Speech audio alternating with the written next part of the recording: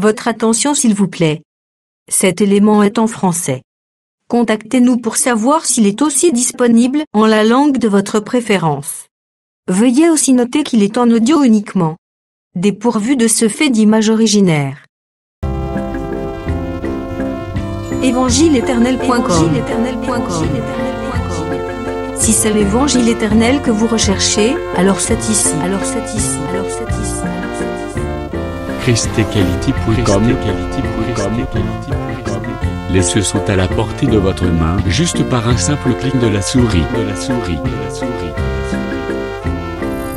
La rubrique Pasteur et vous présente aujourd'hui l'homme de Dieu, le bien-aimé, l'apôtre Blanchard Ingela, ministre de l'Évangile éternel. Recherchez-vous les enseignements de l'apôtre Blanchard Ingela? Allez sur ChristEquality.com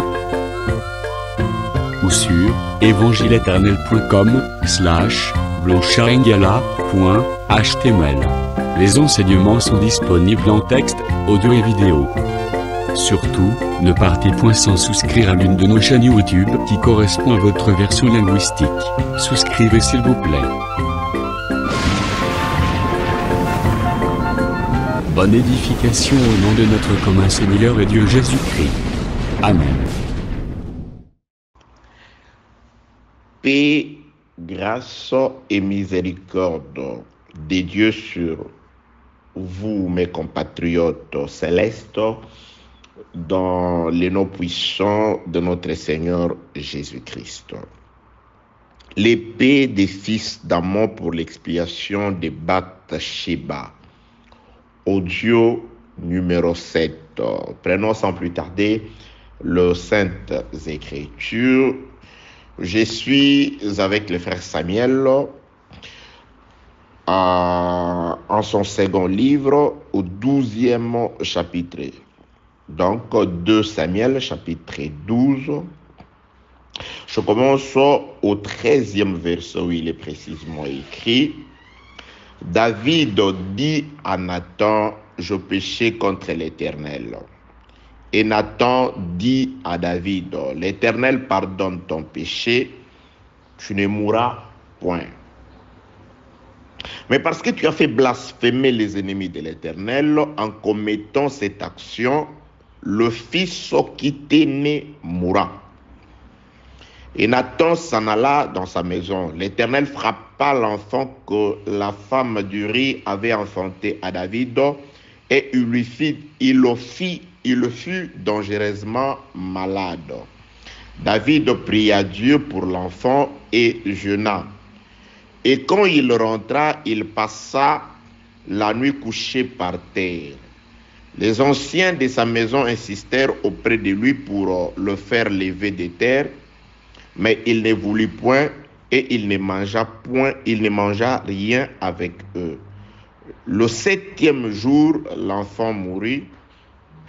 Les serviteurs de David craignaient de lui annoncer que l'enfant était mort, car il disait: voici, lorsque l'enfant vivait encore, nous lui avons parlé et il ne nous a pas écoutés.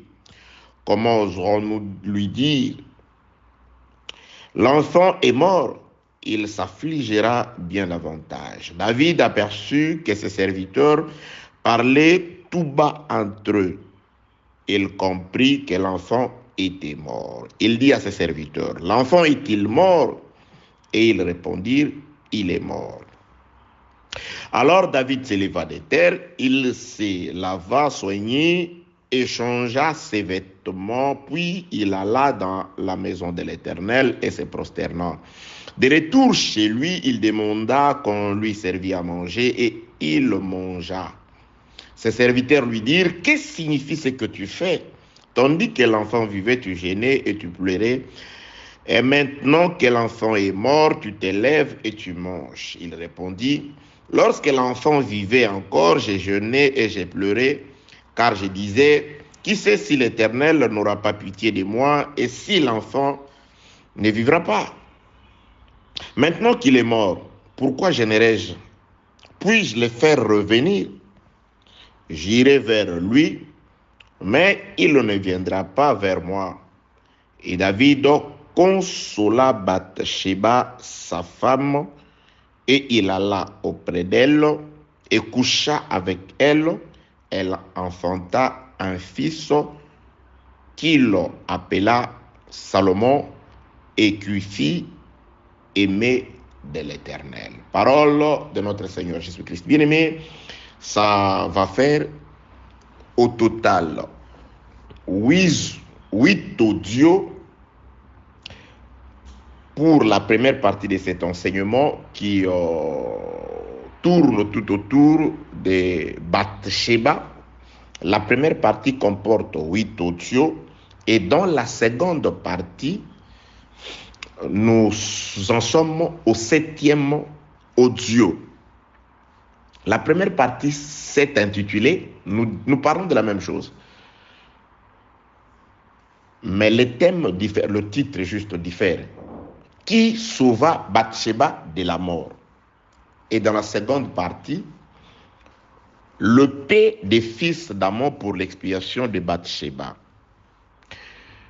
Bien-aimés, parlons de Bathsheba, la fille d'un certain Éliam de la tribu de Juda, qui était mariée à un certain Uri, un étranger, mais parmi les Israélites. Parce que Uri était un Essien. Les Essiens étaient du nombre de premiers habitants d'Israël. Donc, ils n'appartenaient pas aux 12 tribus d'Israël. Ce n'étaient pas des descendants d'Abraham. C'était des étrangers, mais qui vivaient avec les Israélites. Donc, Bathsheba, femme mariée à Uri, un Essien, un soldat, un des vaillants soldats de David.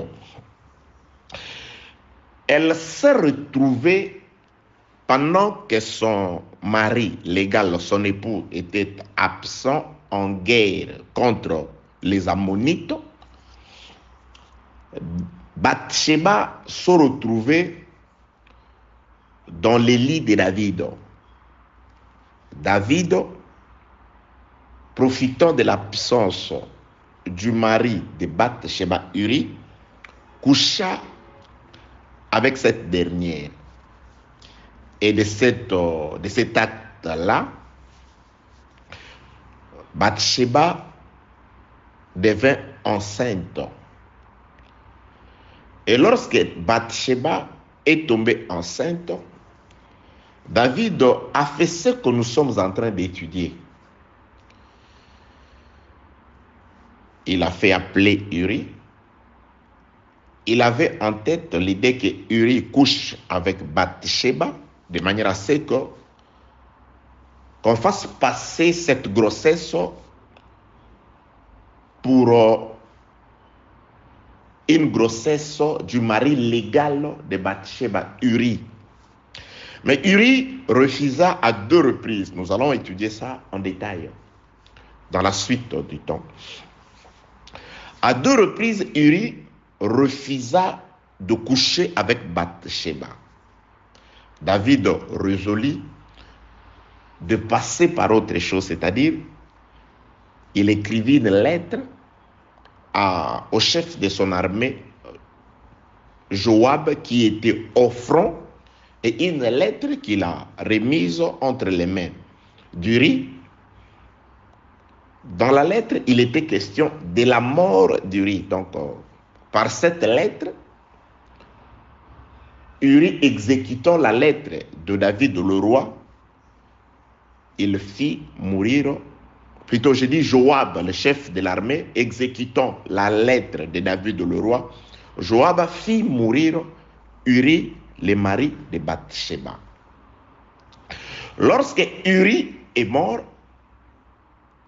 la Bible déclare, là je suis dans le livre de Romains chapitre 7, vous commencez au premier verset, la femme est liée par la loi à son mari aussi longtemps que celui-ci, c'est-à-dire le mari, est vivant. Du vivant de son mari, si elle devient la femme de quelqu'un d'autre, elle a commis l'adultère. Mais si le mari meurt, la femme est libre de se marier à un autre. Donc, nous avons la période avant la mort d'Uri. Pendant cette période, tout acte qu'a fait David avec Bathsheba est un péché. Et Dieu doit prononcer une sentence contre cet acte-là, parce que la Bible déclare, tant que la femme mariée et que son mari est vivant, si la femme devient la femme de quelqu'un d'autre, si elle reçoit la sémence d'un autre que celle de son mari, la femme doit mourir. Non seulement la femme, même l'homme. Mais si le mari meurt, la femme, en épousant quelqu'un d'autre, n'a pas commis le péché. Donc, après la mort d'Uri, il est normal que David vienne épouser Bathsheba, parce que les saintes écritures les tolèrent. Mais pendant que Uri est vivant, l'acte de Bathsheba est condamné par Dieu dans ce qu'il a déposé dans le livre de Deutéronome, chapitre 22, le verset 22. Un homme qui couche avec une femme mariée, les deux seront mis à mort. Que la paix, la grâce et la miséricorde de Dieu soient avec vous. Donc, je voudrais nous dire ceci. S'il m'est arrive, je le répète dans chaque audio, parce qu'il y a deux personnes qui nous contactent après n'avoir écouté qu'un seul audio. Donc, s'il ne vous arrive que de tomber sur cet audio, n'hésitez pas, contactez celui par qui vous avez reçu l'audio. Il sera disponible à pouvoir vous offrir les audios qui manquent. J'espère, selon moi, ainsi que selon plusieurs personnes qui nous contactent, qu'il y a des choses salutaires, utiles pour votre salut qui ont été dites dans ces audios-là. Que la paix, la grâce, la miséricorde, l'amour, l'assistance, la lumière du Saint-Esprit vous éclaire au nom de Jésus-Christ. Bien-aimé dans le Seigneur, Bathsheba doit mourir et David aussi doit mourir selon les saintes écritures. Nous avons parlé de ce qui a fait que Bathsheba ne meure pas, confère les audios précédents. Et nous sommes en train de parler de ce qui a aussi fait que David ne meure pas. Je n'aurai pas beaucoup de temps de répéter, c'est pourquoi je nous conseille à ceux qui ne nous écoutent que pour la première fois en ce qui concerne cet enseignement, de pouvoir vraiment faire marche arrière en cherchant, en se procurant des audios précédents. Donc, ici, l'Éternel Dieu, par son prophète Nathan, lorsque David se répand, il dit, je péché contre l'Éternel. David reconnaît que cet acte-là de pouvoir prendre la femme d'autrui et surtout de faire tuer son mari est un acte qui a pour sentence la mort. Il dit, je péché contre l'Éternel. Alors Nathan lui répond, l'Éternel pardonne ton péché. Tu ne mourras pas. Donc, tu ne mourras pas. David était calme. Oh, gloire à Dieu. Mais, comme tu ne mourras pas, il faut qu'il y ait un remplaçant.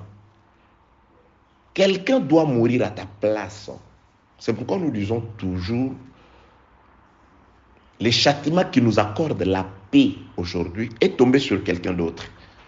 Donc nous ne méritions pas la paix, la tranquillité. C'est pourquoi, grâce à la mort de ces substituts, grâce au paiement de cette rançon, grâce au sacrifice de cet innocent, aujourd'hui, dans le nom de Jésus-Christ, nous méritons la paix. C'est ce qui est écrit, c'est ce que le prophète Ésaïe a déclaré, poussé par le Saint-Esprit, Ésaïe chapitre 53. Le châtiment qui nous accorde la paix aujourd'hui était tombé sur lui. Ce châtiment est tombé sur lui. Donc aujourd'hui, nous avons droit à la paix. C'est pourquoi il a dit, je vous donne ma paix, je vous laisse ma paix. Le frère Paul continue, il dit, la paix de Dieu qui dépasse toute intelligence gardera vos cœurs en Jésus-Christ. Donc, la paix est une province est une promesse, allais-je dire, qui doit s'accomplir, que nous devons vivre, parce qu'un châtiment est tombé sur quelqu'un. Et le frère Pierre écrit, il dit, c'est par ses meurtrissures. Lorsqu'il a été châtié, il a été blessé. C'est par ces meurtrissures que nous sommes guéris aujourd'hui de toutes nos infirmités, les infirmités spirituelles et les infirmités physiques. C'est pourquoi je m'en vais prononcer la guérison sur vous, la restauration, le relèvement au nom de Jésus-Christ. C'est Jésus-Christ qui a accepté d'être blessé pour nos iniquités, selon qu'il est écrit dans la parole du Seigneur. Je ne dirai pas si la parole de Dieu est vraie, nous avons droit à la paix. Je ne dirai pas ça. Je dirais, comme la parole de Dieu est vraie, elle est certaine, digne d'être reçue, nous avons donc droit à la paix au nom de Jésus-Christ, à la tranquillité au nom de Jésus-Christ, à la guérison au nom de Jésus-Christ, à la restauration au nom de Jésus-Christ, à l'assistance divine au nom de Jésus-Christ, à l'éclairage et à la lumière du Saint-Esprit au nom de Jésus-Christ, parce que tous les liens qui nous accablent, tous les problèmes qui nous accablent, toutes les difficultés qui s'abattent sur nous sont produites par les ténèbres. Donc, si nous avons la grâce d'être visités par la lumière du Saint-Esprit, nous sommes libres, nous sommes sauvés, nous sommes élevés, nous sommes guéris, nous sommes restaurés, nous sommes reconstruits et protégés au nom de Jésus-Christ. C'est pourquoi je le redis encore, laisse que la lumière du Saint-Esprit vous éclaire, afin que soient dissipées toutes les forces des ténèbres, au nom de Jésus-Christ. Paix, grâce et miséricorde éternelle sur vous, dans les noms glorieux et puissants de notre Seigneur Jésus-Christ. Bien-aimé, dans le Seigneur, Nathan dit, vous voyez, très important, il dit, David, tu ne mourras pas. Tu as commis certes un acte qui... je m'excuse, un acte qui mérite la mort, mais tu ne mourras pas. Mais Dieu ne peut pas laisser la situation comme ça, comme si de rien n'était. Non, un péché a été commis, un péché grave a été commis. Il y a eu mort d'homme. Et le coupable va être absous. Je vais le pardonner. Mais ça ne se passe pas comme ça. Il faut un substitut. C'est pourquoi dans l'ancienne alliance, lorsqu'on péchait, un type quelconque du péché, on présentait un substitut, un remplaçant, un bouc émissaire. Dans ce qu'on appelait la fête des expiations, Yom Kippour, on prenait un animal et le souverain sacrificateur imposait ses mains. Il confessait le péché du peuple et cet animal-là portait sur lui le péché du peuple. Donc il faut qu'il y ait toujours un substitut. Quand tu commets un tel péché, tu te présentes avec un tel animal. Donc depuis l'ancienne alliance, il y avait toujours un remplaçant. Et la Bible déclare, tous ces sacrifices-là, tous ces remplaçants-là, c'était l'ombre des choses à venir. Les remplaçants ne pouvaient vraiment pas sauver l'homme de la véritable mort. Les remplaçants animaux ne faisaient que couvrir le péché. Couvrir. Dieu s'apaisait pour un temps. Mais après, il se souvenait toujours de ces péchés-là. Mais Jésus-Christ est ce remplaçant, et cette rançon qui a enlevé, ôté le péché. C'est pourquoi autrefois, lorsque le prophète Ésaïe regardait le peuple, il disait plutôt, l'oreille de Dieu n'est pas bouchée pour ne pas écouter. La main de Dieu n'est pas courte pour ne pas vous sauver. Mais ce sont vos péchés qui marquent un obstacle entre vous et Dieu.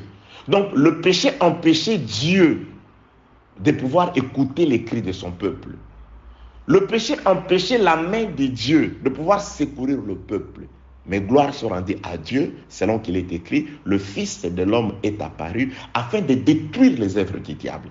Donc, il a détruit et condamné le péché dans son corps. Donc aujourd'hui, Dieu peut nous écouter en Jésus-Christ. Et la main de Dieu doit nous secourir en Jésus-Christ. Parce que l'œuvre de la croix a ôté le péché. L'œuvre de la croix a condamné le péché Que la paix, la grâce et la miséricorde de Dieu soient avec vous.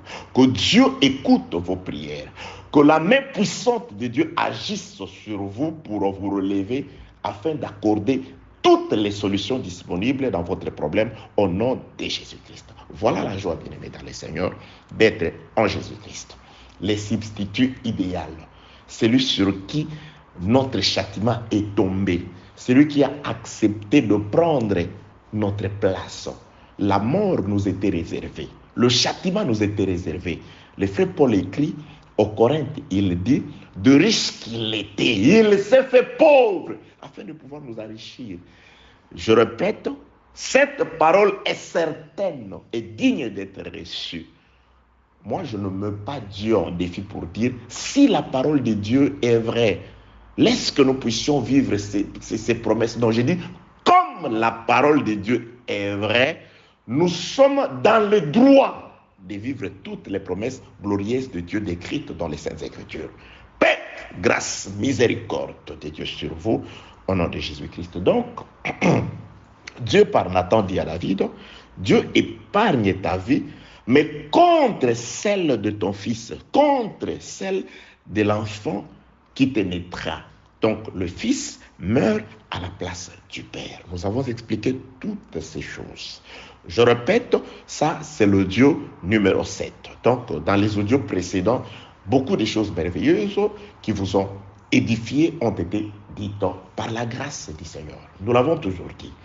L'objectif dans ces audios, vous le savez, ce n'est pas seulement d'utiliser la connaissance pour vous enfler ou pour vous prouver que nous connaissons quelque chose, mais c'est de vous présenter la connaissance selon la mission que Jésus a donnée à la connaissance. Il dit la connaissance affranchie.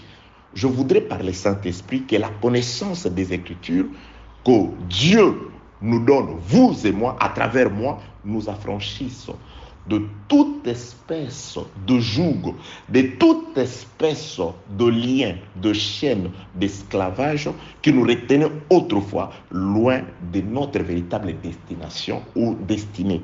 Notre destinée, c'est d'abord de servir l'Éternel. Notre destinée, c'est d'abord de chercher le royaume des cieux, d'être dans le royaume des cieux, et le reste pleuvra.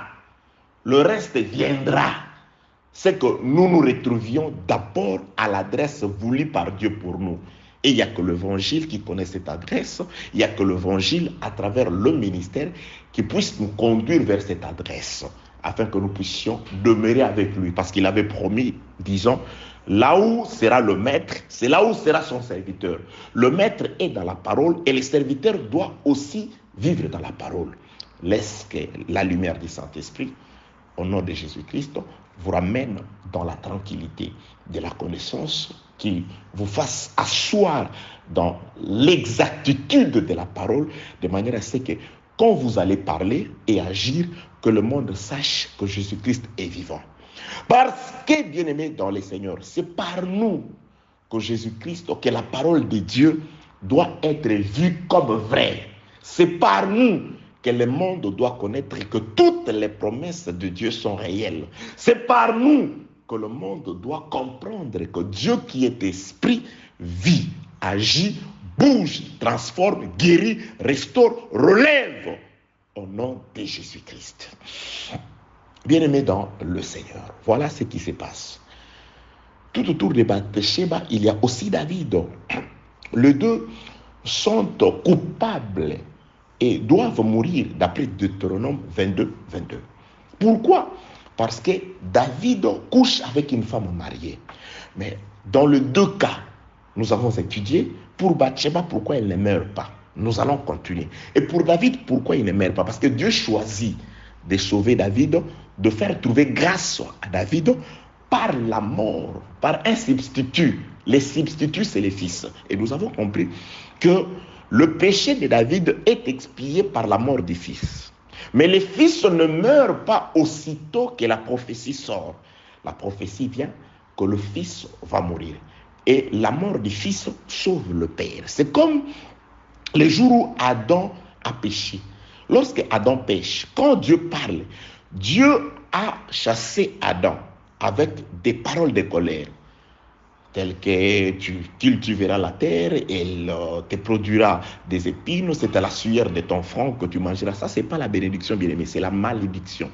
Donc, Adam, par son péché, a vécu sous la malédiction. Mais Dieu donne une promesse à Adam, une lueur d'espoir. Ces jours-là, le jour de la malédiction où Dieu chassait Adam, ces jours-là, Dieu présente les paroles de colère à Adam. Dieu présente aussi une lumière à Adam. Il dit, malgré que tu partiras, voilà ce qui arrivera.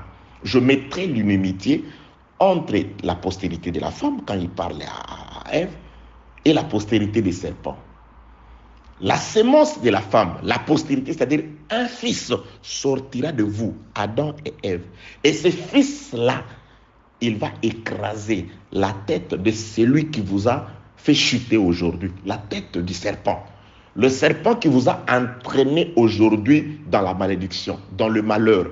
Les serpents qui règnent sur vous aujourd'hui. Les serpents qui va dominer sur vous désormais. Parce que ce jour-là, Dieu dit, Adam, tu retournes à la poussière. Serpent, tu manges la poussière. Donc Dieu écrit un décret qui donne la domination au serpent sur la poussière, sur Adam. Mais Dieu dit, je vous chasse, allez-y. Comme vous avez obéi, vous avez opté d'obéir au serpent, de suivre les serpents, ce serpent domine sur vous. Il vous mangera. Il va dominer sur vous. Son ventre sera sur vous. Il marchera sur le ventre. Vous, la poussière. Tu retourneras la poussière. Et le serpent mangera la poussière. Mais néanmoins, Dieu dit quand même, cette punition d'être la nourriture du serpent va demeurer jusqu'à ce que vienne une postérité. Et quand cette postérité-là viendra, cette postérité-là écrasera le canal par lequel le serpent mange la poussière, c'est-à-dire la tête. C'est sur la tête qu'il y a la bouche. Donc, c'est-à-dire quand on écrase la tête, c'est-à-dire on détruit la bouche. La bouche n'a plus le pouvoir de manger la poussière. Dieu, en même temps, donne Adam sous le pouvoir du serpent, mais il lui donne une promesse qui va s'accomplir. Ce n'était pas le jour où Adam est sorti du jardin que la sémence a été manifestée et qu'il y ait cette guerre. Non, cette guerre est venue plus tard à la croix. C'est à la croix, nous croyons, que la bouche du serpent a été fermée et qu'aujourd'hui, Adam ne peut plus être la nourriture du serpent. Il n'a plus de pouvoir sur nous parce que Jésus-Christ dit, je vous donne le pouvoir sur les serpents, sur lui. Je vous donne l'autorité sur lui. Vous marcherez, vous, sur les serpents. Comme j'ai marché sur les serpents, vous aussi, vous marcherez sur les serpents. Comme j'ai vaincu les diables, vous aussi, vous avez le pouvoir de vaincre les diables. J'allais tout simplement nous faire comprendre ceci. Nathan dit, l'enfant mourra. La mort de l'enfant expie le péché de David. Mais aussi longtemps que l'enfant reste vivant, Dieu a pardonné Adam, mais a pardonné David, mais l'expiation s'accomplit le jour de la mort du fils. Dieu chasse Adam, mais Dieu connaît Adam parce que Dieu donne à Adam, il laisse à Adam. Parce que ce jour-là, Dieu pouvait dire, bon, je te retire le souffle. Parce que le souffle est venu de moi. Toi, tu n'es que poussière. Mais Dieu chasse Adam avec quelque chose qui lui appartient. Adam sort avec quelque chose. Il dit, tu rentreras à la poussière d'où tu as été tiré. Donc, Adam pouvait dire, bon, la poussière m'appartient. Je sors avec ma poussière. La poussière est venue de l'extérieur du jardin. Je m'en vais avec ma poussière. Mais Dieu, dans sa grâce quand même, il lui laisse le souffle. Bon, vas-y avec le souffle. Adam, avant de mourir, il transmet le souffle à Seth. Seth, avant de mourir, c'est ainsi que le souffle est passé d'Adam jusqu'à Christ. Et lorsque Christ arrive, il accomplit la promesse, il écrase la tête du serpent. Attention, écraser la tête du serpent, ce n'est pas synonyme d'en finir avec les serpents. Parce que Ésaïe nous dit, il y a aussi, les serpents a des capacités de nuire. Il a la tête, il a aussi la queue. La queue, c'est les prophètes qui enseignent les mensonges. Donc aujourd'hui, les serpents agissent par la queue. Des faux prophètes, Jésus-Christ l'avait dit, des faux Christ viendront. Ils sont là, avec des paroles similaires. Vous voyez des personnes qui ne prêchent que pour les gains sordides, pour les choses du monde. Il commence bien, à la fin, vous voyez vraiment, c'est un serpent qui marche sur le ventre. Il ne voit que le matériel. Il croit s'enrichir en employant des paroles mensongères. Que la paix, la grâce et la miséricorde de Dieu soient avec vous. Et il y a encore quelqu'un, un jour, ça fait longtemps, il me dit, non, apôtre, Genèse chapitre 3, verset 15, le serpent, la guerre entre la postérité de la femme et le serpent, c'est la guerre d'Armageddon, ce n'est pas l'œuvre de la croix. Car c'est à l'Armageddon, je dis, mais finalement, est-ce que tu comprends, frère bien-aimé dans les Seigneurs? Dans cette guerre-là, la Bible déclare, on écrase la tête du serpent, mais le serpent mord les talons de la postérité. Est-ce que tu comprends c'est quoi mordre les talons? Dans la guerre d'Armageddon, on va s'attaquer au Seigneur, on ne va pas les toucher. Le fait de mordre les serpents, ça parle de la mort parce qu'il y a un son qui va sortir. Ok. Il y a allez sur YouTube, taper les sauts du talon, je crois. Il y a un enseignement sur ça. J'ai déjà enseigné sur ça. Les sauts, verbe scellé, comme les cachets. Les sauts du talon sur YouTube. Apôtre Blanchard Ingala. Les sauts du talon. C'était comme ça. Parce que ces talons-là, on devait le blesser. Pour qu'on ne blesse pas les talons, il fallait qu'il monte, avant de monter à la croix, il fallait qu'il se déchausse. Parce que s'il monte à la croix avec ses chaussures, avec toute sa gloire, les serpents tentera de les mordre, mais les chaussures vont empêcher. Comme la promesse disait que lui écrase et on le blesse, il doit, avant de monter, il doit enlever ses chaussures, afin que s'accomplisse ce que Dieu a exactement dit à Moïse et à Josué. Sur la montagne sainte, il faut enlever les chaussures. Jésus-Christ accomplit d'abord toute la loi. À qui on a enlevé les chaussures? On a enlevé les chaussures à quelqu'un qui a refusé de prendre, de relever, de prendre la femme de son défunt frère. Quand un frère dans la loi mourait, son épouse, sans laisser d'enfant, sa femme, son frère cadet, le frère qui vient après lui, prendra cette femme-là, afin de susciter une postérité, et cette postérité qui portera le nom du défunt, afin que le nom du défunt ne disparaisse pas. Prophétiquement parlant, Moïse, avant de s'en aller, il a présenté aux enfants d'Israël son frère, cadet qui vient après lui, dit, Dieu vous suscitera d'entre vos frères un prophète comme moi, donc je m'en vais, un autre viendra. Jésus-Christ, quand il vient, Jésus-Christ doit accepter de prendre Israël, parce que Israël, c'était la femme de Moïse, que Dieu a donnée à Moïse. Alors, Jésus-Christ, il s'en va là-bas, il leur parle en parabole, parce qu'il comprend que si je sauve Israël, Israël restera attaché à Moïse. Parce que lorsque le frère cadet prend la femme de son frère, c'est pour susciter une postérité qui porte le nom du défunt. Or, Jésus-Christ était venu pour s'assurer sa propre postérité. Jésus-Christ refusa de sauver Israël. Il leur parle en parabole pour ne pas les sauver. Alors, le châtiment dans la loi était, on crachera sur lui. Ce qui a été aussi accompli sur Jésus-Christ dans la croix. Et on va enlever ses chaussures. C'est pourquoi Jésus-Christ monte à la croix pieds nus. Premièrement parce qu'il refuse de relever Israël, la femme de son frère. Il monte à la croix pieds nus, sans chaussures, sans gloire. Là, les chaussures, ce n'est pas les ailes de l'évangile. Il y a des gens qui sont bornés. La parole de Dieu se définit ou s'explique d'après le contexte. Lorsque Jésus-Christ, parce qu'il doit être blessé par les serpents, il doit mourir, parce qu'un Jésus glorieux, lorsqu'il pose la question, qui cherchez-vous? Jésus, ils doivent tomber. Là, c'est un Jésus avec des chaussures, avec toute sa gloire. Mais il doit, comme Josué, ôter ses chaussures. On dit à Josué, ôte tes chaussures. Donc Josué a fait des conquêtes pieds nus. Il y a aussi une promesse. Parce qu'on a dit à Joseph, tout lieu où foulera la plante de ton pied, tu seras donné. Donc, pour posséder un endroit, il faut fouler la plante. Donc, Josué, quand il foulait la plante de son pied, il marquait les territoires par la plante de son pied. Aujourd'hui aussi, nous sommes ses cœurs. Jésus-Christ a marché sur nous. Mais la différence avec Josué est que Josué n'a pas été blessé, mais Jésus a été blessé à la croix. Lorsque Jésus-Christ, il foule un lieu, tout lieu où foulera la plante, lorsque Jésus-Christ pose la plante de son pied, il y a quelque chose qui reste. Non seulement les dessins ou, je ne sais pas, l'empreinte, il y a aussi le sang, parce qu'il a été blessé. La mort, le sang de Jésus-Christ, nous sommes la terre que Jésus-Christ a foulée de la plante de son pied.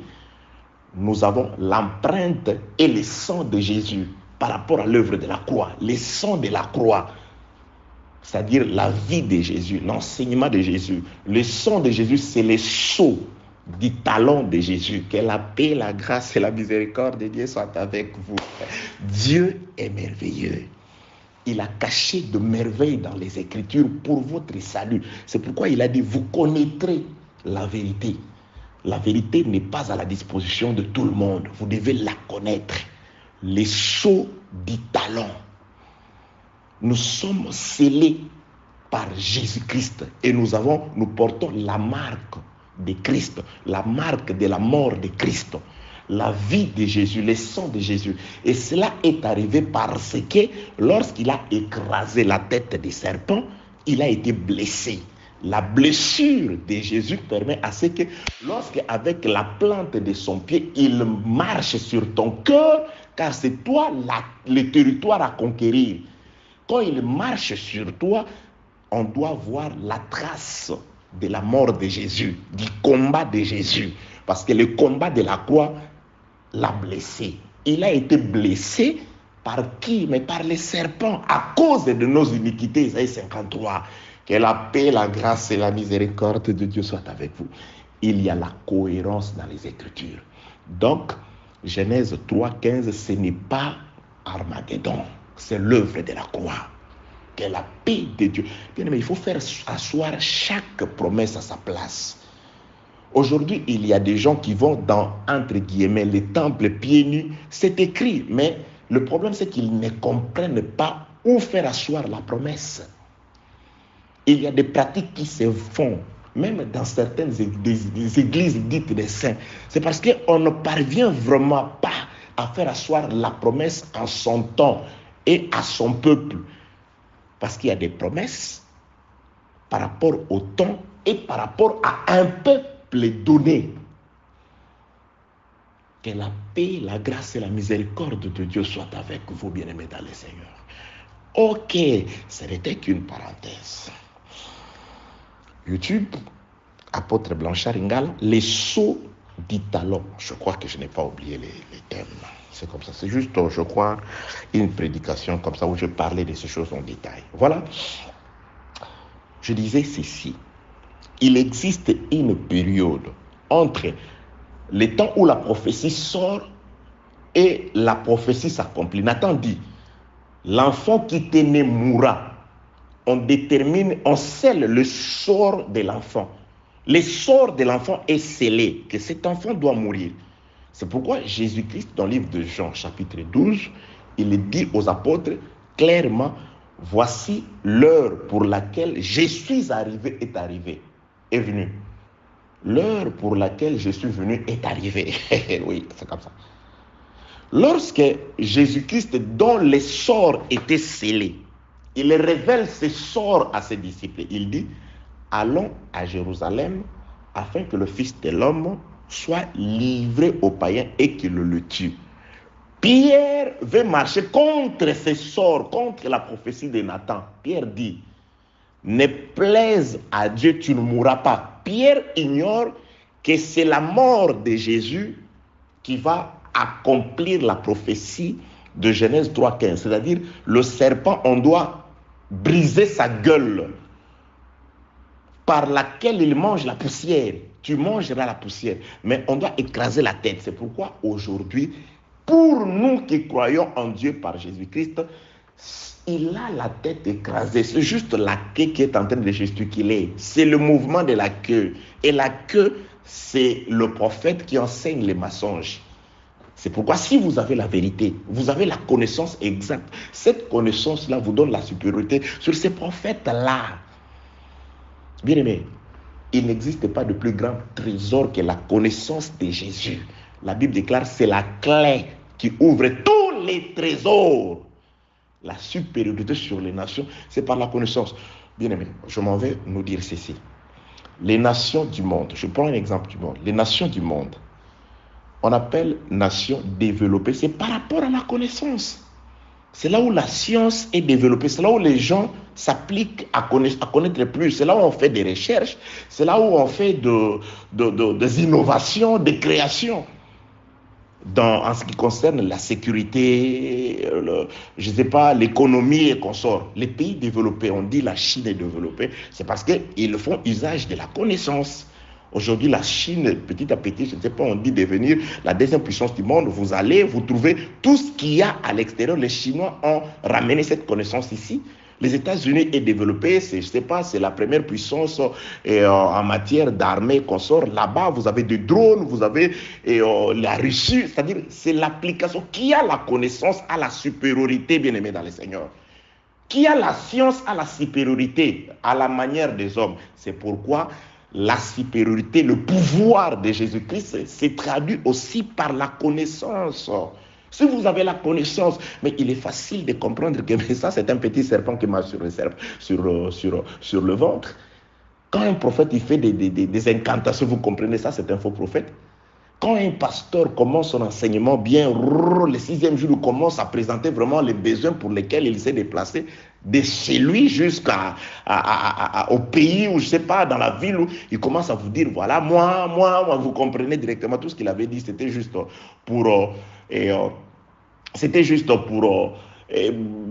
c'est pas pour vous flouer, mais en réalité, c'est un petit serpent qui marche sur son ventre. C'est quelqu'un qui prêche ou qui voyage juste à cause des gains sordides. Il y a des gens qui n'aiment pas que je dise ça. Si je ne dis pas ça, qui vous le dira? Que la paix, la grâce et la miséricorde de Dieu soient avec vous au nom de Jésus-Christ. Nous sommes en train de comprendre une chose. Nathan dit le fils mourra. Mais le fils ne meurt pas aussitôt. Le fils vit 6 jours. Et pendant les 6 jours, il y a des événements qui se sont passés, que nous avons décrits dans les audios précédents. Et le 7e jour, l'enfant meurt. Lorsque l'enfant meurt, c'est un changement de paradigme. Qu'est-ce que David fait? David qui jeûnait, qui ne mangeait pas, qui était inconsolable, qui n'écoutait même pas les serviteurs, qui dormait par terre, qui pleurait. Le 7e jour, la mort du fils transforme les actions et réactions de David. David s'élève, David se lave, David s'applique de l'huile, David change ses vêtements, David va adorer. C'est-à-dire la mort du fils ouvre même la porte de l'adoration. David revient, David mange. On pose la question à David. La période, les 6 jours pendant lesquels le fils est malade, tu ne faisais pas, tu étais triste, inconsolable, tu n'écoutais personne. Donc la période avant la mort de Jésus-Christ, c'est la période où on n'écoutait pas les serviteurs. Les prophètes ont parlé, on ne les a pas écoutés. Les serviteurs ont parlé, ils nous ont exhortés, ils voulaient qu'on s'élève des terres. Parce que le péché nous a mis à terre. Le péché nous a plongé dans le jeûne, nous a retiré le pain de vie, la parole. Le péché a rendu sales nos vêtements, nous avions des vêtements sales. On ne se lavait pas parce qu'il ne pleuvait pas pendant les 6 jours précédant la mort de Christ à la croix. Maintenant, le 7e jour, c'est les cadavres qui enseignent. Le cadavre nous enseigne. L'enfant est mort. Voilà, nous sommes sanctifiés par la présence du cadavre. Jésus-Christ résume tout par la présence du cadavre. Bien aimé, c'est pourquoi, alléluia, oh, les sacrificateurs ont compris qu'il n'y a pas plus important que les cadavres. Les sacrificateurs se sont dit, nous pouvons, ils se sont présentés, Pilate, ne nous donne pas de soldats pour nous protéger. Ne donne pas de soldats aux souverains sacrificateurs pour les protéger. Ne donne pas de soldats aux disciples pour les protéger dans leur maison. Non. Prends plutôt les soldats, mets-les tout autour de la tombe, là où il y a les cadavres. Bien aimé, ça c'est une prophétie. Ce qu'on doit protéger, c'est les cadavres. Ici, le problème, c'est les cadavres. Si on vient retirer ces cadavres, l'histoire va changer. Les disciples diront, bien aimé, les sacrificateurs ont compris que pendant qu'il était vivant, ils pouvaient dire, bon, Pilate, donne-nous des soldats. Ils vont protéger, ils vont surveiller ces Jésus pour qu'il ne sorte pas. Non. Quand il est vivant, on le laisse dire, faire tout ce qu'il veut. Jésus-Christ l'a dit. J'étais devant vous. Je disais toutes ces choses. Personne ne m'avait arrêté, personne ne m'avait reproché de quoi que ce soit. Mais aujourd'hui, Jésus vivant, fais tout ce que tu veux. L'enfant vivant, tout ce qui peut arriver n'est pas important. Mais les cadavres, on doit veiller sur ces cadavres. Vous savez ce qui s'est passé? Un frère dit, apôtre, pourquoi tu nous fais ça? Tu nous dis des choses. Mais quand ça vient, qu'est-ce que je fais? Mais je suis dans une autre ligne. Je ne peux, parce que si j'ouvre cette parenthèse pour entrer, ça va être terrible. Parce que non seulement ils ont fait garder la tombe où il y avait le corps, ils l'ont aussi scellé. Ça devient quoi? L'arbre de vie. L'arbre de vie qu'on doit faire garder par des chérubins ou quoi? Afin que l'homme ne s'approche pas ou quoi? Vous voyez les sacrificateurs, ce qu'ils font? Ils comprennent que le salut, c'est dans les cadavres. Ces cadavres, si ça disparaît, l'histoire va changer. Alléluia. L'histoire va changer. Faites surveiller la tombe. Soldats, soyez là-bas. Et lorsque les soldats sont venus dire aux sacrificateurs, non, voilà, les cadavres, l'histoire, ils ont raconté les événements, l'histoire sur les cadavres. Les sacrificateurs disent, aïe, cette histoire des cadavres, ça va bouleverser le monde. Voilà ce que vous allez dire. Ne dites pas, il est ressuscité. Dites plutôt, on est venu voler. Les sacrificateurs sont rentrés dans leur maison. Les premiers jours, ils ont gardé. Après, non. En tout cas, qu'est-ce qui se passe? Comment tu es triste comme ça? Non. Voilà l'argent. On nous a donné l'argent. Mais le corps, le corps. Comment savons-nous qu'ils ont été corrompus? C'est parce qu'ils ont parlé. Nous savons ce qui s'est passé entre les soldats et les sacrificateurs. C'est parce que les soldats ont parlé. Ils ne l'ont pas dit à tout le monde. Mais de bouche à bouche, l'information m'est arrivée jusqu'à Chine, dans la ville de Guangzhou. Ici, le quartier Phoenix, où j'habite ici. La nouvelle que les cadavres s'est déplacé, cette nouvelle-là du cadavre nous est arrivée. Alors, bien aimé dans le Seigneur, le cadavre a un impact. Le frère qui écrit la lettre aux Hébreux, il parle de la sanctification par le cadavre, par le corps du Seigneur. Lorsque le cadavre est là, David, par le cadavre, il commence à agir différemment des agissements des 6 précédents jours. La présence du cadavre, bien aimé dans le Seigneur. Les cadavres doivent être gardés, protégés. Alléluia. J'ai dit, je n'ouvre pas cette porte-là. C'est un corridor très long. Pourquoi faire surveiller les cadavres? Pourquoi sceller la tombe? Ce n'était pas un homme de la terre. Un ange est descendu du ciel. Tremblement de terre. Rouler la pierre. Les cadavres, les soldats ont vu ces choses. Que la paix, la grâce et la miséricorde de Dieu soient avec vous. Nous sommes en train de nous diriger quelque part. Regardez bien aimé dans le Seigneur.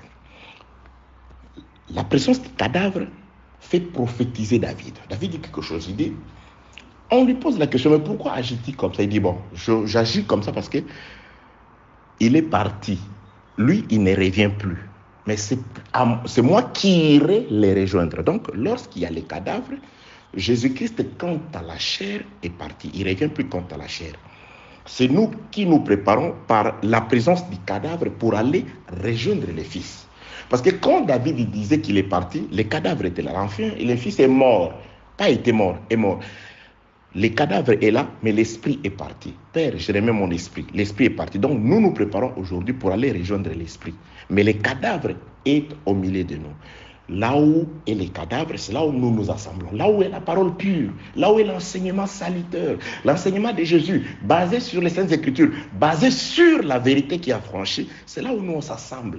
Nous n'adorons pas parce qu'on a écrit Assemblée des Saints, parce que quelqu'un dit qu'il est pasteur, prophète, évangéliste, docteur, je ne sais pas, un bichon. Non, non. Le titre, c'est important si elle se justifie par la connaissance. Parce que Jésus-Christ dit, Jean-Baptiste est venu, il ne mangeait pas, il ne buvait pas. Vous avez dit qu'il a un démon. Le Fils de l'homme est venu, mangeant et buvant. Vous avez dit de lui, c'est un ami de publicains, de gens de mauvaise vie. La sagesse a été manifestée dans sa parole. Bien, mais le plus important, c'est que la sagesse doit être manifestée dans tes paroles. Quand tu parles, on doit voir la manifestation de la sagesse. La sagesse dont je parle, ce n'est pas d'une sagesse traditionnelle à la manière des hommes, mais d'une sagesse traditionnelle selon la tradition céleste, selon la tradition de Dieu, décrite dans les Saintes Écritures. Ce que j'ai dit se trouve ici. Ce que j'ai dit, je l'ai puisé ici. Ce n'est pas la sagesse qui consiste dans une doctrine d'homme où les gens se sont assis et se sont dit, voilà, nous allons inventer notre doctrine. Nous, entre guillemets, de l'évangile éternel, nous ne disons pas ceci, nous ne faisons pas ceci. Ça, c'est vous. Nous disons et faisons ce que la tradition des Écritures décrite dans la parole. Notre tradition se trouve dans les Écritures, pas dans des résolutions des hommes. Voilà ce que nous avons décidé. Si ce que vous avez décidé concorde, cadre avec la parole de Dieu, gloire à Dieu. Mais si vous avez décidé ce que vous avez décidé, c'est parce que vous voulez, selon vous, résoudre une situation, mais en employant les choses dites dehors. Dieu et nous, on n'est pas avec vous. Parce que l'onction, l'huile de l'onction, Dieu dit, voici les arbres aromatiques que vous allez utiliser pour me composer l'huile. Dieu définit les arbres. Vous allez prendre ceci, les 5 types d'arbres. Dieu définit les 5 types d'arbres. Vous me faites l'huile. Vous n'avez pas à aller chercher, non, voilà, les arbres. Non, non, nous allons chercher juste des arbres similaires, parce que là où on est, parce que... Non, les arbres sont définis dans les Écritures. Mais d'après l'art du parfumeur, parce que chaque parfumeur a son art. La parole de Dieu, je ne vous parle de Bathsheba aujourd'hui, c'est comme un parfumeur qui fait le parfum d'après son art, l'art du parfumeur. Un autre parfumeur peut venir. Il prend les mêmes écritures, il vous parle d'autres choses, il respecte les mêmes écritures, mais selon son art. Parce que nous enseignons d'après chacun son art. La différence, ce n'est pas dans les Écritures, mais la différence, c'est de comment Dieu manifeste sa grâce par chacun de nous. Évite les plagiats. Bon, répétez ces mots. Que la paix, la grâce et la miséricorde de Dieu soient avec vous. Alléluia. D'après l'art du parfumeur. Vous prenez 2, 3, 4 femmes, vous leur donnez les mêmes nourritures, les mêmes condiments et consorts, vous leur demandez de préparer la même chose, mais vous aurez des goûts différents. Celui-ci dit parce que j'ai mis le sel avant, l'huile après. Celui dit j'ai mis l'huile. Donc, d'après l'art de la cuisinière, mais les 5 arbres aromatiques restent le même. La parole reste la même. Nous interprétons la parole d'après l'art du parfumeur, d'après la grâce de Dieu. Car nous sommes tous ou toutes des étoiles. Mais toutes les étoiles ne brillent pas de la même façon. Mais elles ont été placées au ciel afin d'éclairer la terre. Un ministre, c'est une étoile placée au ciel pour projeter de la lumière sur la terre. Nous devons éclairer l'Église. Nous devons vous éclairer quand nous parlons. On n'est pas des astres errants. Ok, que la paix, la grâce et la miséricorde de Dieu soient avec vous. Oui, puisque quand on parle des étoiles, il y a aussi des astres errants. David, par la présence du cadavre, David dit quelque chose. Il dit, moi je n'irai pas vers lui, et plutôt, lui ne viendra pas, c'est moi qui ira. C'est moi qui irai plutôt. C'est moi qui irai. Voilà, pas qui ira, qui irai. Moi qui irai. Je m'excuse. Qu'est-ce que David fait? Après la mort du fils, David consola, vient la consolation. Donc, la consolation, c'est il alla vers Bathsheba. un autre fils vient remplacer celui qui était mort, et celui-ci fit aimer de l'Éternel, qu'on appela Salomon. Nous savons, c'est le plus grand de tous les rois, c'est le plus sage, le plus intelligent de tous les rois. Donc, Salomon, c'est la consolation par rapport au fils qui est mort. Et lorsque la reine de Bathsheba vient, la reine de Saba, attention, lorsque la reine de Saba vient, la reine de Saba ne vient pas chercher le fils qui est mort. La reine de Saba ne la voit pas. Jésus-Christ nous définit, nous, comme la reine de Saba, qui venons des extrémités de la terre. Lorsque nous venons, ce n'est pas pour le fils qui est mort. Nous savons que le fils qui est mort, c'est celui qui est venu le premier. Il est mort, il a sauvé l'humanité. Maintenant, la reine de Séba, de l'extrémité de la terre, elle arrive pour écouter la consolation, les consolateurs, le Saint-Esprit. La reine de Séba vient pour le Saint-Esprit. Et Jésus-Christ dit ceci: si je ne m'en vais pas, si le Fils, le premier, ne meurt pas, le Saint-Esprit ne viendra pas. Le consolateur ne viendra pas. La venue du Saint-Esprit a été conditionnée par la mort ou le départ du premier. Jésus-Christ dit: il vous est avantageux que je m'en aille. C'est pourquoi je prêche et j'exhorte que les paroles, les petites paroles de Jésus-Christ, là, j'en fais une exhortation et un enseignement. Il vous est avantageux que je m'en aille. Bien aimé, tu dois vivre les avantages du départ de Jésus, de la mort de Jésus. David en a vécu les avantages de la mort du Fils. David a mangé, David a changé de vêtements, David a reçu l'huile sur sa tête. David, les avantages du départ de Jésus. Il vous est avantageux que je m'en aille. L'un des avantages, c'est la liberté. L'un des avantages, c'est la délivrance. L'un des avantages, c'est le succès dans tes entreprises au nom de Jésus. L'un des avantages, c'est la paix. Ce n'est pas en vain. Bien aimé. Non, lui, il parle. Ce n'est pas moi. Si tu crois que c'est moi, c'est ton problème. Moi, j'ai dit, Jésus a dit, il vous est avantageux que je m'en aille. Le départ de Jésus est un avantage pour ses disciples. La mort du Seigneur est un avantage pour nous qui sommes ses disciples, qui croyons en lui. Il vous est avantageux. Il était avantageux pour David que le Fils meure, car sa sanctification, son pardon, sa purification était liée à la mort de ses fils. Et quand le Fils meurt, changement de paradigme. Changement de tout, de fréquence, changement. Les châtiments qu'il nous accorde, la paix est tombée sur lui. Il est mort pour nous. Il a été blessé pour nos iniquités. Par ses meurtrissures, il nous a guéris. Il nous a libérés. Il a pris notre place. Oh, tu es délivré de toutes les chaînes et liens des ténèbres. Au nom de Jésus, Christ est crucifié. C'est lui qui est mort et ressuscité d'entre les morts. Jésus! Tu dois vivre la magnificence de Dieu, la puissance de Dieu, car il t'est avantageux, qu'il s'est en allé, il est parti. Lorsque la reine de Séba vient, ce n'est pas pour rencontrer Jésus dans la chair. Il vient pour la consolation. Il vient pour cet enfant, un autre. Si je ne m'en vais pas, le Père ne vous enverra pas Salomon, le Saint-Esprit. Et quand Salomon viendra, le Saint-Esprit, il vous annoncera toutes choses.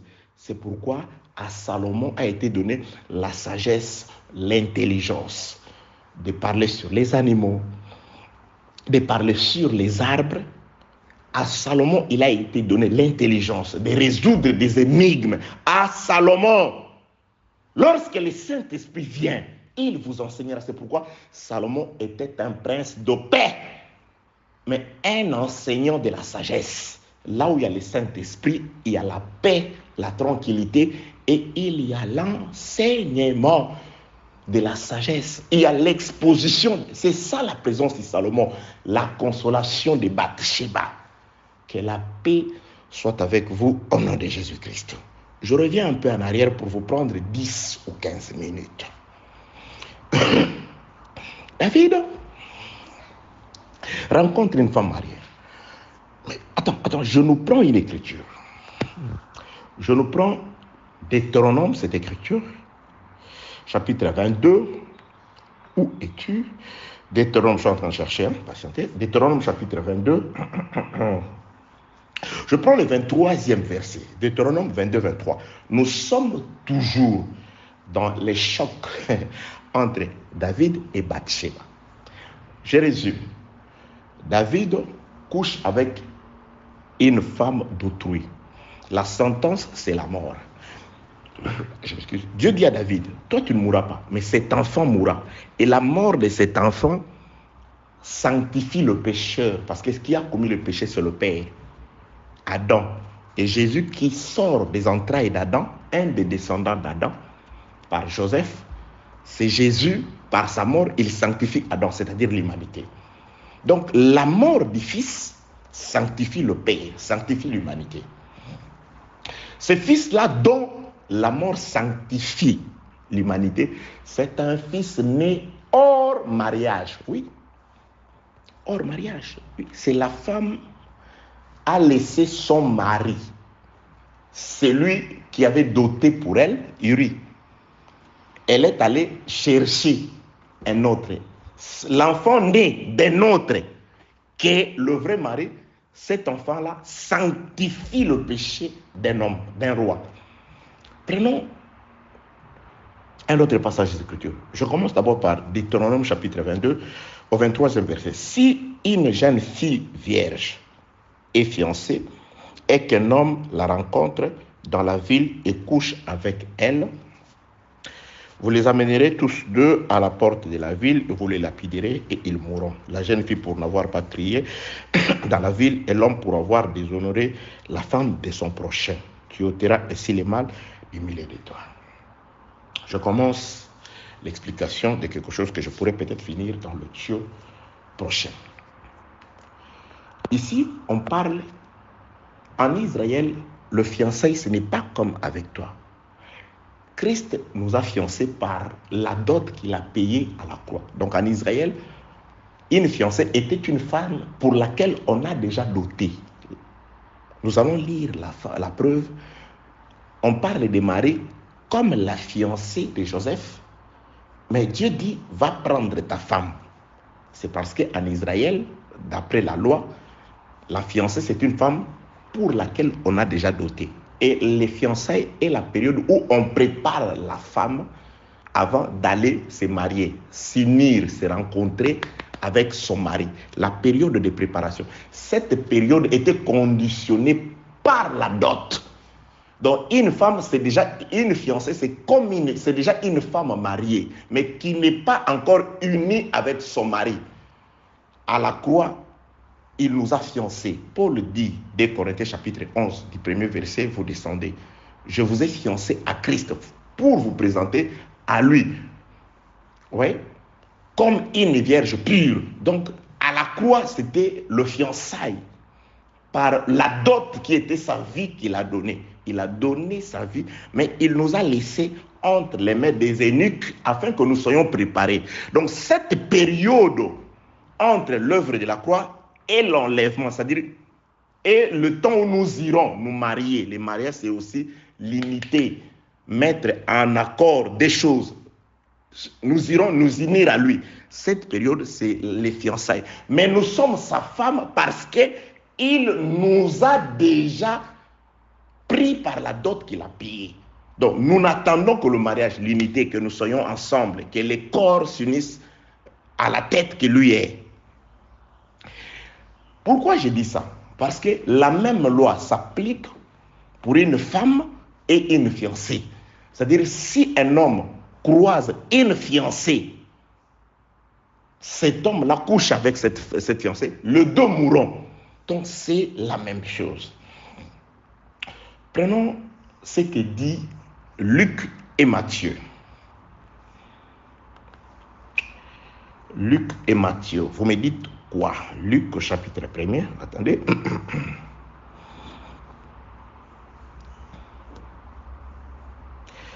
Luc chapitre 1er. Je vais marier ce que disent Luc et Matthieu pour avoir une idée.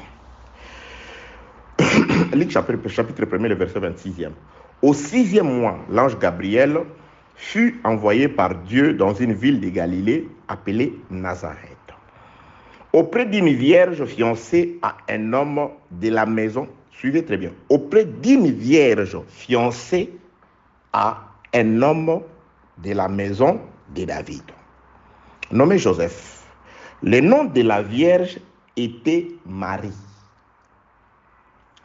L'ange entra chez elle et dit, je te salue, toi à qui une grâce a été faite, le Seigneur est avec toi. Donc, ici, je voudrais nous rappeler quelque chose que vous connaissez, mais il y a des détails que le Seigneur, dans lesquels le Seigneur va soutirer des choses merveilleuses pour nous. C'est un lion qui a déjà été tué par Samson. Il va juste nous donner le miel, nous allons manger. Au 6e mois, l'ange Gabriel fut envoyé par Dieu dans une ville de Galilée appelée Nazareth, auprès d'une vierge fiancée à un homme de la maison de David nommé Joseph. Donc il y avait un homme qui était de la tribu de Juda, parce que la maison de David, Bethléem, appartient à la tribu de Juda. Un homme de la tribu de Juda était fiancé à une certaine Marie. Marie qui était parente à Élisabeth, Élisabeth qui était, d'après les Écritures, de la tribu de Lévi. Donc, un homme de Juda s'est fiancé avec une fille de Lévi, des sacrificateurs. Et qu'est-ce qui est arrivé? Je prends Matthieu. Matthieu nous explique ce qui est arrivé. Matthieu chapitre 1er vient me donner des détails. Voici de quelle manière arriva la naissance de Jésus. Marie, sa mère, ayant été fiancée à Joseph, se trouva enceinte par la vertu du Saint-Esprit avant qu'ils eussent habité ensemble. Joseph, son époux, qui était un homme de bien et qui ne voulait pas la diffamer, se proposa de rompre secrètement avec elle. Comme il y pensait, voici un ange du Seigneur lui apparaît en songe et dit, Joseph, fils de David, ne crains pas de prendre avec toi Marie, ta femme, car l'enfant qu'elle conçut vient du Saint-Esprit. Donc, ici, le cas est similaire au cas de Bathsheba. Bathsheba était mariée à Uri. Elle a aussi croisé un roi, David, et de cette relation illicite, parce qu'elle appartient à quelqu'un d'autre, une grossesse est entrée et de cette grossesse est sorti un fils. Nous avons ici une femme fiancée. Or, d'après les Écritures, je les ai expliquées, elle était une femme, parce que Dieu dit à Joseph, prends ta femme, parce que Dieu regarde la dot qui a déjà été payée. La dot qu'exigeait la tradition de payer avant qu'une femme devienne votre fiancée. Ce n'est pas le cas aujourd'hui. Nous, aujourd'hui, bon, voilà, je n'ai pas le temps. Qu'est-ce qui se passe? Suivez très bien, bien-aimés dans le Seigneur. Vous allez voir des similitudes. La femme mariée d'Uri se retrouve dans le lit de quelqu'un d'autre. Et elle devient grosse. La femme, entre parenthèses, la fiancée de Joseph, se retrouve, quelqu'un d'autre la croise. Vous allez me dire, c'est l'esprit. Oui, marchons. Mais cette femme-là, de cette relation entre Dieu par l'ange Gabriel, aussi la femme devient grosse. Qui l'a engrossée? Est-ce son mari? Non. Maintenant, que dit la loi? Que dit la loi? Maintenant, je nous place devant ces faits accomplis. Admettons que la décision de Joseph, comme les Écritures disent, il était un homme pieux, craignant Dieu. Il s'est résolu et dit non, je ne vais pas la diffamer, je la laisse. Comme elle a croisé quelqu'un d'autre, qu'elle aille vivre avec cet homme-là. Moi, je la laisse, je ne la diffame pas, je ne la prends pas. Admettons que cela se soit accompli, que Joseph ne prenne pas Marie. Et que le pharisien, les sadducéens, les sacrificateurs apprennent que Marie est enceinte, mais pas de son fiancé. Maintenant, on appelle Marie, les sacrificateurs, les pharisiens appellent Marie. Toi, nous savons que tu as été fiancé à Joseph. Alors, tu te retrouves grosse. Joseph dit qu'il ne s'est jamais uni avec toi. D'où vient cette grossesse? Maintenant, écoutez, Marie va expliquer, non, cette grossesse, c'est Dieu, c'est le Saint-Esprit, c'est Dieu. Elle serait lapidée. On va la... Personne n'a... Bien-aimé, mettez-vous à la place des sacrificateurs. Même moi qui vous parle, rempli du Saint-Esprit, je vais la condamner. Je vais appliquer la loi. Elle va mourir. Personne ne peut la croire. Personne ne la croira. On va appliquer Lévitique 21. Attendez. Le temps. On va appliquer Lévitique 21. Que dit Lévitique 21? Je nous ai expliqué qu'elle était de la tribu de Lévi. Lévitique 21 dit quelque chose par rapport aux filles de la tribu de Lévi. Lévitique chapitre 21, le verset 9. Voilà. Si la fille d'un sacrificateur se déshonore en se prostituant, elle déshonore son père et elle sera brûlée au feu. Vous allez me dire, mais Marie, oui, Marie est parente d'Élisabeth qui est de la tribu de Lévi. Marie est de la tribu de Lévi. C'est prophétiquement valable car Jésus-Christ est le fruit, quant à la chair, du croisement des deux sacerdoces. Sacerdoce céleste par son père Joseph, sacerdoce terrestre par sa mère, et comment elle s'appelle déjà, Marie. Lui, il est le croisement, parce que Jésus-Christ, c'est ça, le croisement des deux sacerdoces. Jésus-Christ de Nazareth. Donc, Lévi doit s'unir avec Judas. Par Judas, nous voyons Melchisédek.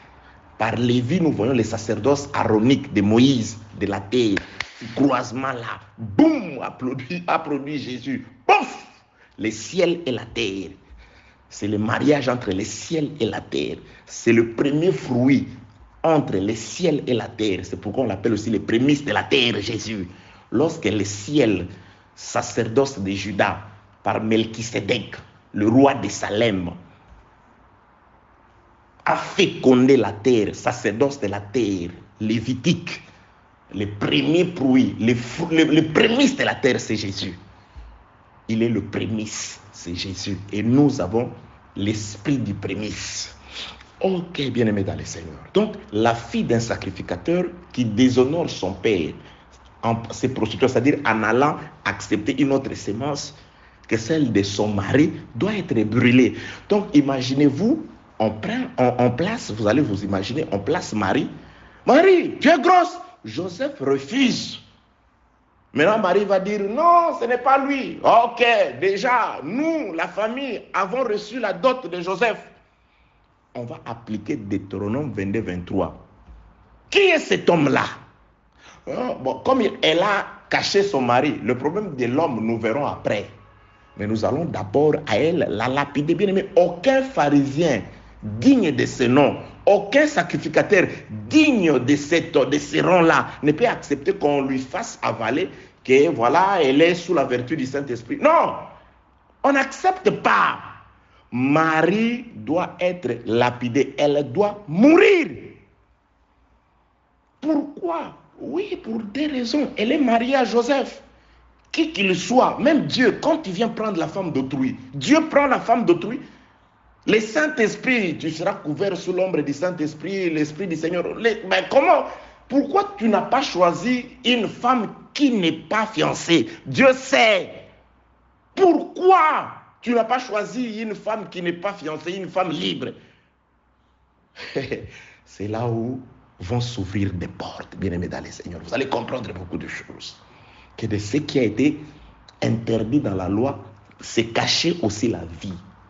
Car un étranger, un autre, doit prendre la fiancée d'un autre afin que de cette issue naissent les sauveurs. Mais Dieu l'a interdit dans l'ancienne alliance. Vous ne mangerez pas les sangs. Vous ne mangerez pas les sangs. Parce que dans les sangs, quand il vient dire, buvez mon sang. Non! Moïse a dit, on ne prend pas les sangs. Dieu a interdit, il a caché à Israël, il a voilé la vie. Alors là, il y a quelqu'un qui dirait, non, tu peux prendre la femme. On va te frapper. Je te demande pas, ça c'est un péché, ok? Je dis tout simplement que c'est prophétique. Je rentre pour finir. On a dépassé les 1 heure. Je rentre pour finir, pour dire ceci. De même que nous allons comprendre, David, un roi, va prendre la femme de quelqu'un d'autre, et de cette issue illicite est sorti un fils par qui la sanctification a été donnée. Un autre roi, Dieu, Melchisédek, qui que le soit, prend aussi la femme de quelqu'un d'autre. Et de cette relation-là naîtra aussi un enfant qui sera malade pendant 6 jours. Et le 7e jour, lorsque l'enfant du Saint-Esprit et de Marie mourra, Marie et toute l'humanité sera sanctifiée. Mais qu'est-ce que Dieu doit faire pour protéger Marie des griffes de la loi? Pour protéger Marie contre Deutéronome contre Lévitique chapitre 21 verset 9. Dieu doit faire quoi? C'est ce que nous allons étudier dans l'audio prochain. Que Dieu vous bénisse au nom de Jésus-Christ. Au nom de Jésus-Christ. Au nom de Jésus-Christ. Merci d'avoir suivi ce message et que Jésus-Christ vous bénisse. Si vous avez une question à l'intention de l'homme de Dieu, si vous voulez que l'homme de Dieu prie pour vous, si vous voulez vous confier à l'homme de Dieu, ou si vous voulez tout simplement bénir l'homme de Dieu, contactez-le directement si ses coordonnées sont disponibles depuis sa page. Sinon, contactez-nous et nous lui transmettrons vos préoccupations. N'oubliez pas de faire un tour à notre page évangélisation pour voir en quoi vous pouvez vous rendre utile à Christ par cette œuvre. Que Dieu vous bénisse tous. Amen. ChristQuality.com. Les cieux en un clic de la souris. Évangile-éternel.com, le site de l'Évangile éternel. Christ Equality Fondation, équilibrer la manne ramassée dans le désert de sorte que chacun ait un numère.